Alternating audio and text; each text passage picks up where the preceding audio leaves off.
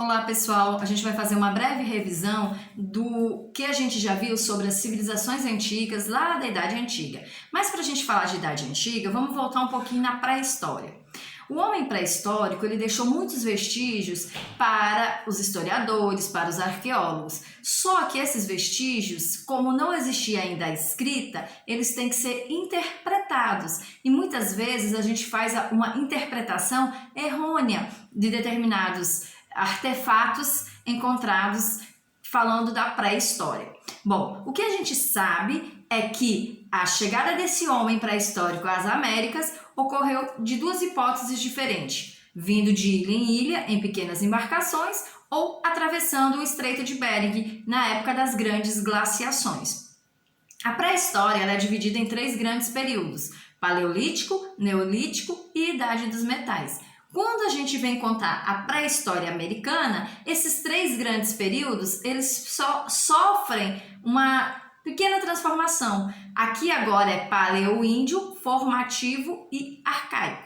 Então, pré-história americana, a gente contabiliza como período paleolíndio, período arcaico e período formativo. Na pré-história geral, a gente coloca paleolítico, neolítico e idade dos metais. Para a gente começar a falar então desse pessoal, vamos entender um pouco como foi essa organização lá na Idade Antiga, nas grandes civilizações. A Mesopotâmia era uma região que também era chamada de crescente fértil. Por que ela recebia esse nome? Porque ela ficava numa região entre rios e o formato dessa região onde existia essa fertilidade nas terras era de uma lua crescente. Mesopotâmia, terra entre rios, porque ficava entre os rios Tigre e Eufrates. E o Egito Antigo também entra dentro desse crescente fértil. Então são três rios, Tigre, Eufrates e o rio Nilo, que vão banhar a região do crescente fértil.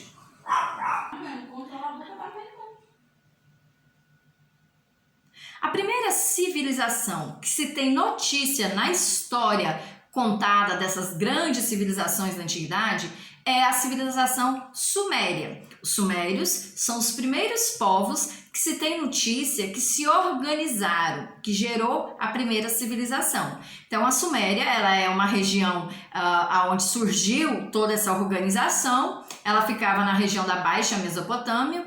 Lá por volta de 3.300 a.C., a Suméria já era organizada em 12 cidades-estados. O que isso quer dizer? Que essas cidades elas eram independentes, elas não dependiam entre si, cada uma tinha seu governo, sua maneira de administrar, sua maneira de adorar seus deuses, enfim, uma cidade não poderia se meter na organização da outra. E aí elas começam a se estruturar lá por volta do 3º milênio antes de Cristo, quando o rei Sargão, o rei Acádio, ele consegue unificar essas 12 cidades-estados e consegue assim então a montar o primeiro grande império que se tem notícia da história.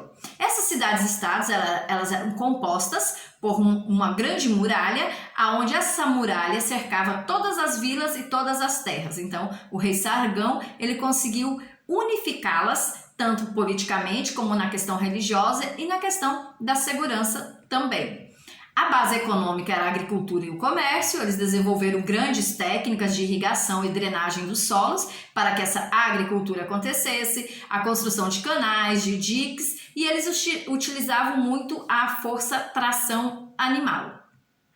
Os sumérios, eles construíram belíssimos templos e a gente consegue ver aí ainda suas ruínas como os zigurates, que eram templos de adoração, e a curiosidade desses zigurates é que eles serviam como templos religiosos e também como locais de comércio, como se fosse uma grande feira. Então tinha mais de uma utilidade. Então os zigurates são as grandes construções dos sumérios. Os sumérios também eles trabalhavam bem com o material bronze, o cobre, o ouro e a prata. O bélico dos sumérios ele se destaca aqui porque eles sabiam manusear muito bem esses minerais.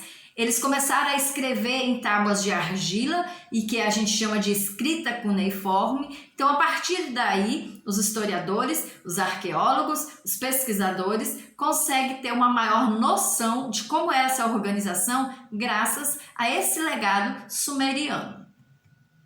A economia suméria, ela se baseou muito, além da agricultura e do comércio, na cobrança de impostos desse excedente agrícola. Então, fez com que os cofres começassem a ficar cheios através da cobrança de impostos também.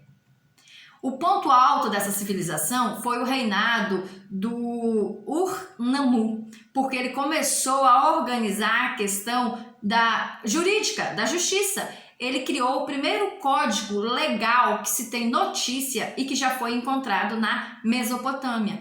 Então, eles conseguiram criar um código de leis e respeitar esse código de leis.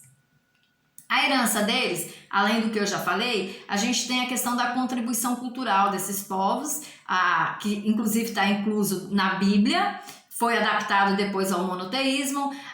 Também temos a questão dessas leis urbanas, desse código civil, sistema da questão da astronomia também é uma herança que eles nos deixaram, o desenvolvimento da cerâmica, a invenção da roda, que no meu ver é a invenção mais extraordinária que se tem notícia, e também eles nos deixaram como excelência a escrita. Graças à escrita cuneiforme feita por eles, lá no passado, hoje a gente tem a escrita.